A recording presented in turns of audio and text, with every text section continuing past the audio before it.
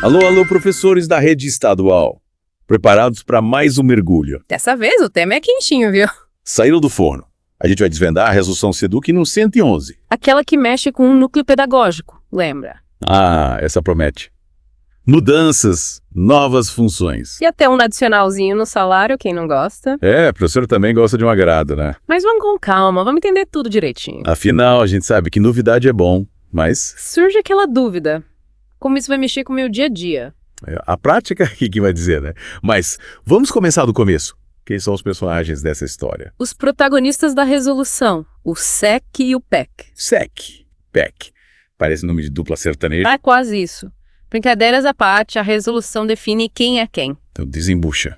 Quem é o tal do SEC? O coordenador de equipe curricular, o manda-chuva do núcleo pedagógico. Chique. E quais os requisitos para ser esse chefão? Licenciatura plena é o básico. E no mínimo 3 anos de experiência. 3 anos? Então a molecada que se formou agora já pode se candidatar. Calma lá, não é só o tempo de casa que conta. É, entendi. A resolução fala em liderança, análise de dados, trabalho colaborativo. Uau. Parece que o bicho pega. O perfil é de gestor, tem que saber lidar com gente, com números, com a escola toda. Como a SEDUC vai avaliar tudo isso? Tem prova, teste, entrevista? Aí é que tá, a resolução não diz. Fala em competências, mas não explica como elas serão medidas. Isso me parece um pouco vago, né? Abre espaço para subjetividade. Exatamente. Pode rolar aquela história de quem indica, sabe? E a gente sabe que isso nem sempre é justo. Transparência fica meio comprometida. Aí fica a pergunta. Como garantir que a escolha seja justa e imparcial? Pois é. Sem critérios claros, a coisa fica complicada. Fica a dica para a SEDUC, um processo seletivo transparente com análise curricular, prova, entrevista. Algo mais objetivo para evitar qualquer tipo de favorecimento. Concordo. Mas, voltando ao SEC, o que ele vai fazer na prática? Vamos lá. Qual a missão desse super-herói da educação? Ele vai coordenar a formação dos PECs e dos gestores. Tipo o maestro, então. Isso, e mais. Vai analisar os indicadores da escola. Tipo um detetive buscando pista para melhorar as coisas. É isso aí. E com base nisso, ele vai bolar estratégias. Pra quê? Para melhorar os resultados da escola, claro. Nossa, que responsa, hein? Hum. Mas será que isso funciona na prática? A gente espera que sim. Mas a realidade, a gente sabe, é bem diferente do papel. Verdade. Mas vamos torcer para que dê certo. Agora, me fala do PEC, o parceiro do SEC. O que ele faz? O professor especialista em currículo. Ele é o braço direito do SEC. E para ser PEC, precisa o quê? Os requisitos básicos são os mesmos do SEC. Licenciatura e 3 anos de experiência. Isso. Mas para atuar em educação especial, precisa de formação específica. Lógico. Cada área tem suas particularidades. E quais as funções do PEC? Ele vai dar suporte aos CGPs, os coordenadores de gestão pedagógica. Entendi.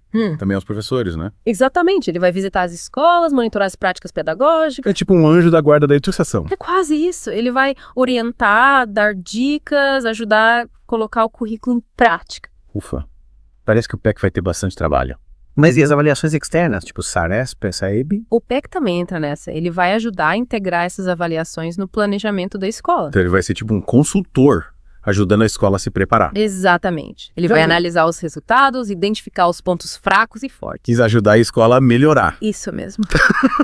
Mas, sabe, me preocupa um pouco a questão da multifuncionalidade do PEC. Ele vai ter que se desdobrar para dar conta de tudo. A resolução até tenta organizar isso, limitando o acúmulo de pastas. Sério. Então o PEC não pode abraçar o mundo de uma vez. Em teoria, não. A ideia é que ele se concentre em uma área específica. Parece justo. Assim ele pode se especializar e fazer um trabalho melhor. Mas na prática, a resolução já abre brecha para exceções. Eita. Lá vem a exceção brasileira que vira a regra. É bem por aí. Se faltar gente, o PEC vai ter que acumular funções. E aí a sobrecarga é certa. A gente conhece a realidade das escolas. E com tanta coisa para fazer, será que o PEC vai conseguir se dedicar a tudo com qualidade? A gente fica com essa pulga atrás da orelha. Mas vamos torcer para que a SEDUC dê conta de contratar gente suficiente. Tomara! Mudando de assunto, a resolução também fala da carga horária do SEC e do PEC. E aí? Quantas horas eles vão ter que ralar? A jornada é de 40 horas semanais para ambos. Normal, né? E os benefícios? Tem alguma novidade? O PEC pode ter até 8 horas semanais noturnas. Caramba, trabalhar à noite. E pra que isso? Pra dar conta de tudo, talvez. Mas ele recebe uma gratificação por isso. Ah, bom. Pelo menos compensa financeiramente. E quais outros benefícios? Os dois têm direito ao adicional de complexidade de gestão, o SG. Legal. Uau. E também a gratificação por deslocamento. Isso aí. Mas, sabe, a resolução não explica como vai funcionar a logística dessas visitas às escolas. É mesmo. E tem muita escola em lugar distante, difícil de chegar. Exato. E a resolução só fala em diárias e transporte, sem detalhar nada. Aí fica a dúvida. Será que a SEDUC vai garantir as condições para o PEC fazer essas visitas? Tomara, mas a gente sabe que nem sempre as coisas saem como planejado. Verdade. Bom, já vimos que a resolução tem lá seus pontos positivos, mas também alguns poréns. Com certeza. Agora, me diz como o trabalho do SEC e do PEC vai ser avaliado. Boa pergunta. Eles vão ter que fazer prova, apresentar relatório. A resolução fala em avaliação periódica, com base em metas e indicadores. Mas quais metas? Quais indicadores? A resolução não explica. Pois é. E sem saber os critérios, como saber se a avaliação vai ser justa? A gente precisa de mais transparência nesse ponto. Concordo. E falando em transparência, a gente precisa entender como essa resolução se conecta com as anteriores. É verdade. O que mudou? O que ficou igual? Para entender essa teia de normas, a gente precisa voltar um pouquinho no tempo. Então a gente continua esse papo na próxima parte do nosso mergulho. Combinado. Até lá. Até a próxima, professores. E aí, preparados?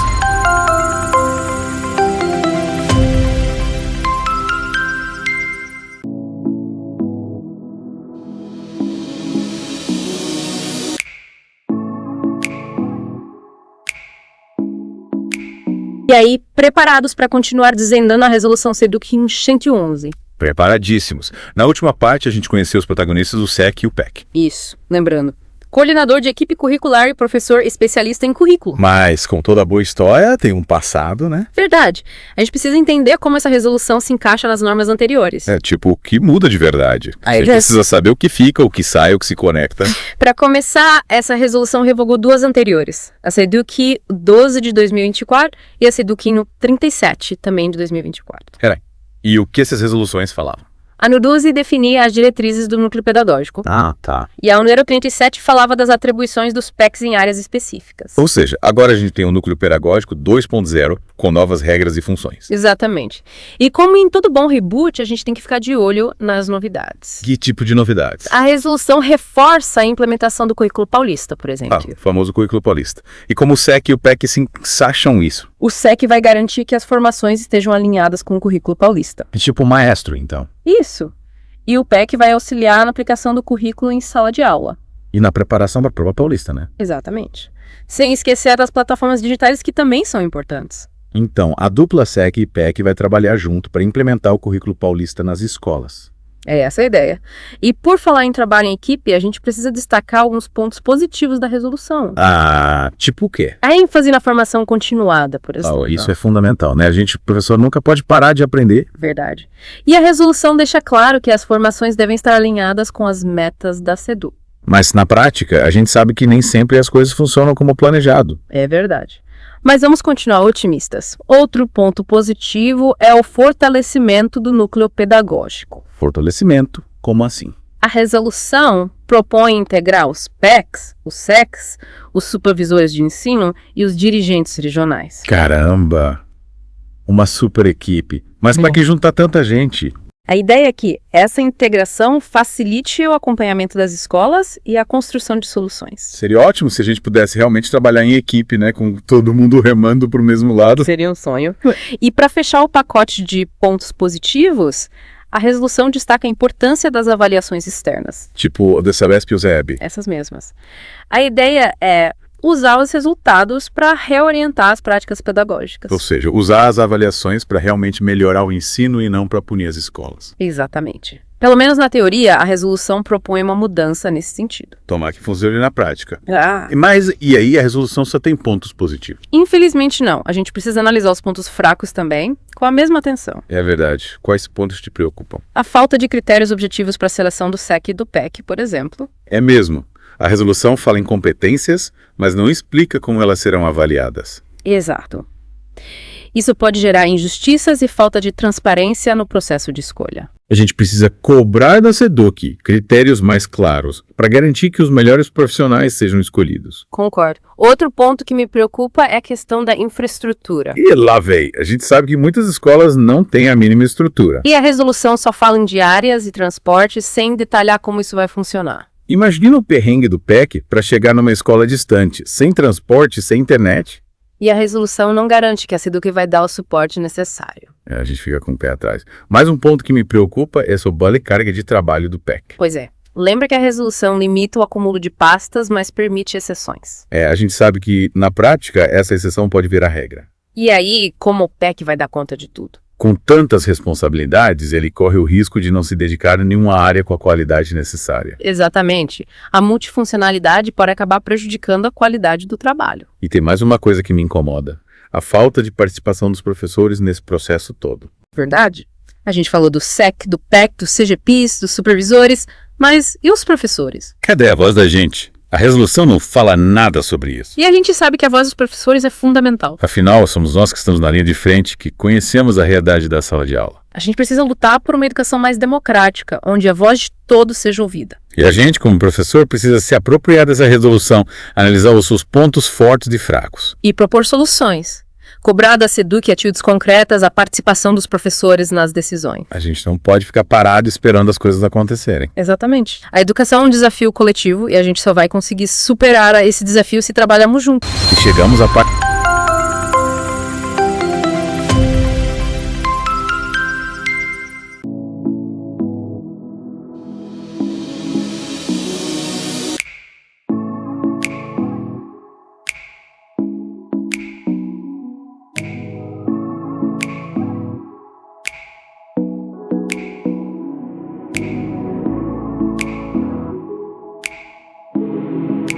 Se trabalhamos juntos. E chegamos à parte final do nosso mergulho, professores. Ufa, quanta coisa, hein? É muita informação para processar, né? Mas a gente está aqui para ajudar. Exatamente.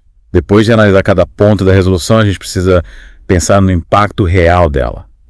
Pergunta que não quer calar. Como isso vai afetar a minha vida na escola?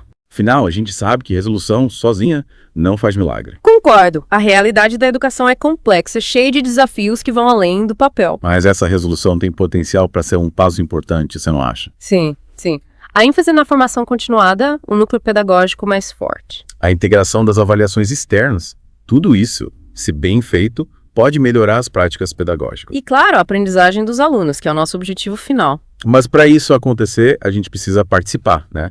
Acompanhar a implementação da resolução. Cobrar da SEDUC critérios mais claros, infraestrutura adequada, participação dos professores. A gente não pode ficar só assistindo, né? Temos que ser protagonistas da mudança. Exatamente. E a gente precisa se unir, trocar experiências, compartilhar boas práticas. Afinal, a educação é um desafio que a gente só vence junto. E você, professor, o que achou da resolução? Quais as suas dúvidas? Quais as suas sugestões? Compartilhe com a gente, mande um e-mail, um comentário nas redes sociais. Participe do debate. A sua voz é fundamental para construirmos uma educação pública de qualidade. E por hoje é só, pessoal. A gente se encontra no próximo mergulho. Até lá!